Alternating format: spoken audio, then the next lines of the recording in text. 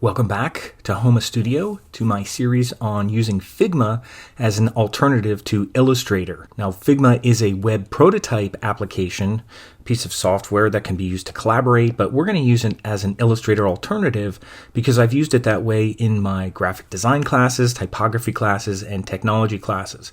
So I'm going to be going over primarily the vector tools in Figma and using it instead of Illustrator if you don't feel like paying $30 a month to Adobe. So that's what we're going to focus on.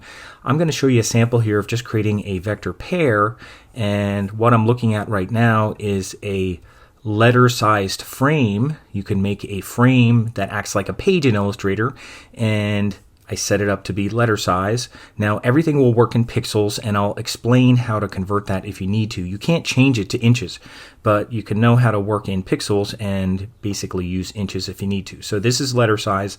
That's my frame that everything's on top of. It creates a background when you create a PDF so that you have a white background, or you could even have a transparent background if you need a transparent PDF. And then what I have over here is a pair group, and that basically acts like it can act like a group, but it can also act like a layer folder, and that's what I'm using it for. So this is my pair layer folder. So what's inside here is a leaf shape, which is a vector shape that I manipulated to look like a leaf, and the pair body, which was two circles, which I manipulated to turn into a pear shape and then added a gradient to it. And then there's a rectangle, which I didn't change the name, which I could change it to stem or something, but it's basically a rectangle that I manipulated the anchor points to make it look like a stem. So that's all we have here is three shapes. So that's what we're going to do in our first exercise. But before I do that, what I'm going to do is I'm going to create a brand new free account just to make sure nothing's changed since the last time that I worked in Figma, which is probably about a year ago.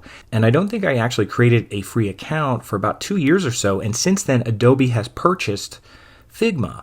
And that's not always a good thing because Adobe hasn't always improved on the software. They just kind of make it more expensive. So I'm not sure what's going to happen with Figma, but I'm going to go over some changes here. There are some small changes that happened since the last time I used it.